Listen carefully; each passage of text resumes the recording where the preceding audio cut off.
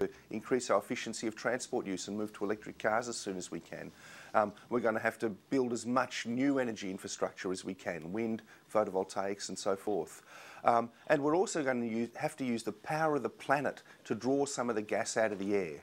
And there we have a great ally, which is plants and forests. Plants draw out of Earth's atmosphere 8% of all atmospheric carbon dioxide every year. They represent the world's most wonderful carbon capture mechanism. And what we've got to do is build some capacity for storage among those plants. And that means protecting forests, improving agricultural practices, fighting desertification, which releases carbon from the soil, a series of things that will let us live more sustainably and represent win-wins. So they're just a few of the things we need to do as we move forward. We're going to break and then come back to this discussion. Our guests are Tim Flannery, voted Australian of the Year 2007, and Bill McKibben, co-founder and director of 350.org. 20 years ago it was that he published The End of Nature. 350.org has organized, well, more than 4,000 actions in more than 170 countries around the world. Stay with us. Big green groups there, hesitating to tell the urgent truth. It's so damn frustrating. Lobby hard, they say, and we'll pass legislation, cap and trade alone. It'll be our salvation. And BP, they tell us, is cooperating. And you tell me over and over and over again, my friend, you don't believe we're on the eve of destruction.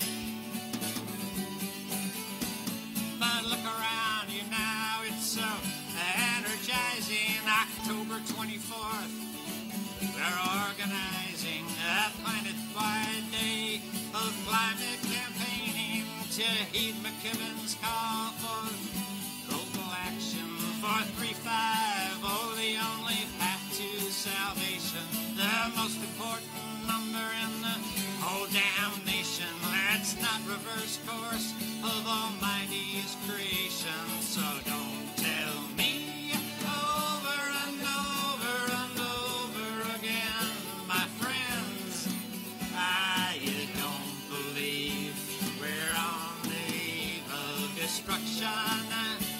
Eve of Destruction, New Millennium, originally by Barry Maguire, new lyrics by Ken Ward, performed by the JP House Band, Andre Zaleska and Ken Ward. This is Democracy Now!, democracynow.org, The War and Peace Report. We're broadcasting on over 800 stations on Pacifica and NPR and low-power FM and college and community radio stations, public access TV stations, PBS TV stations, and both TV satellite networks, Dish Network, Channel 9415, Free Speech TV, 9410 Link TV, and on Direct TV, Channel 375. And we're video and audio podcasting at democracynow.org. If you're involved in an action around the globe, as we broadcast around the globe this weekend, we hope you will write to us and let us know what you're doing. Send us pictures. You can write to us at stories@democracynow.org. You can also send us video as well. I'm Amy Goodman with Juan Gonzalez. Our guest, Tim Flannery, Australian scientist and writer, Australian of the Year 2007, new book out, Now or Never, Why We Must Act Now to End Climate Change and Create a Sustainable Future. And, well, Bill McKibben, who is co-founder and director of 350.org, behind the massive protests, rallies, actions that are taking place this weekend around the globe. Juan? Well, Bill McKibben, I'd like to ask you, perhaps one of the most extraordinary of these protests is the president of the Maldives is leading 350 scuba divers to the coral reefs off his country to show the destruction there. Could you talk about the coral reefs and the oceans and the impact of global warming on our oceans? One of the things 20 years ago that we had no idea was going to happen as we poured carbon into the atmosphere was that the ocean would become steadily more acidic. In the last few years, scientists have identified that as a threat almost as enormous as the steady heating of the Earth's atmosphere. There are countries like the Maldives, like many small island nations, that may not make it through this century. I mean, the Maldives have been there for 4,000 years, people living on them, an intact, working culture. they're setting aside money each year in their budget now, though they're a poor country, to buy a new homeland, God knows where, sometime in the future when their current one disappears. It's not just that the ocean's rising, it's that these acidifying seas are wrecking the coral reefs that fringe these islands and guard them. That's why 92 nations now have endorsed this 350 target. Now, they're the poorest nations on Earth, the victim nations, the first places that are going to go under, the African nations that are vulnerable to drought.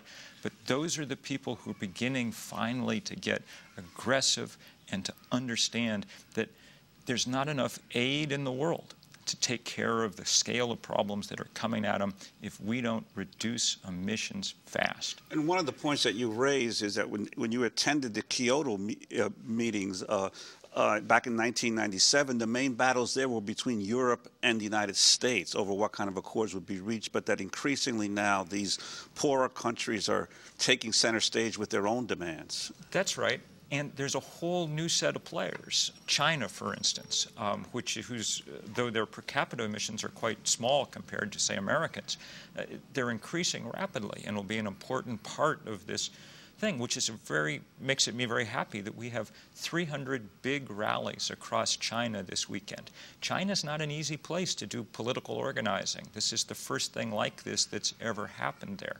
250 or 300 rallies across India, which will be the other really powerful player. These places are starting to wake up and to understand.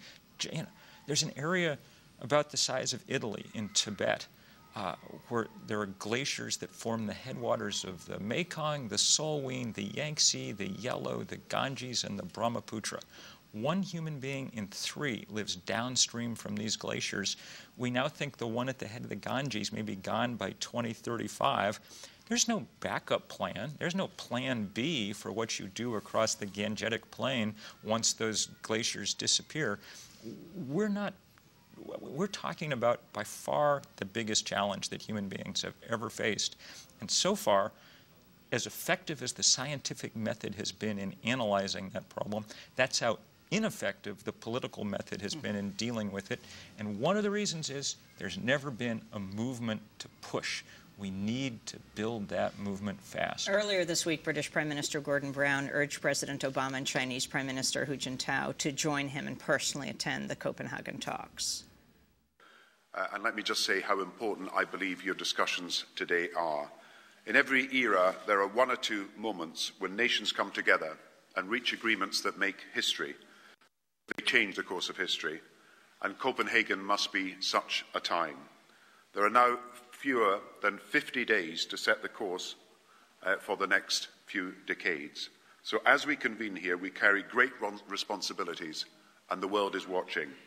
If we do not reach a deal over the next few months, let us be in no doubt, since once the damage from unchecked emissions growth is done, no retrospective global agreement in some future period can undo that choice.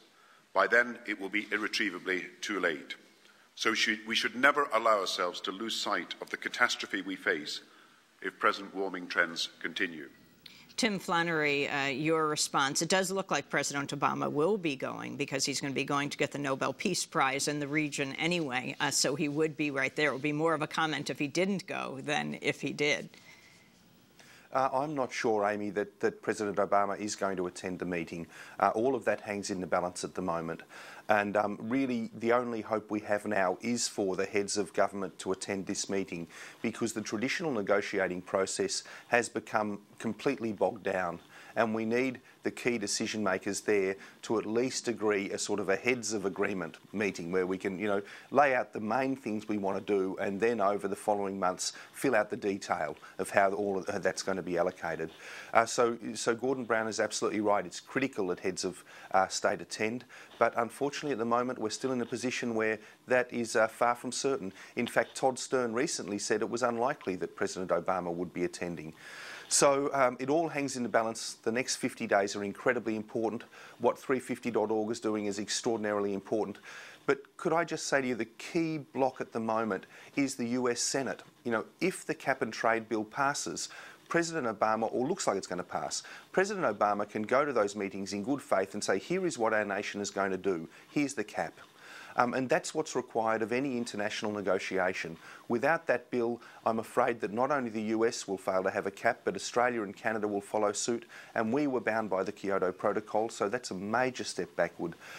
It is just so critically important in this country that the policy gets sorted out to give the President credibility and to lead, because that's what we need right now. Can we play for you recent comments by Republican senators on the boxer carry climate bill?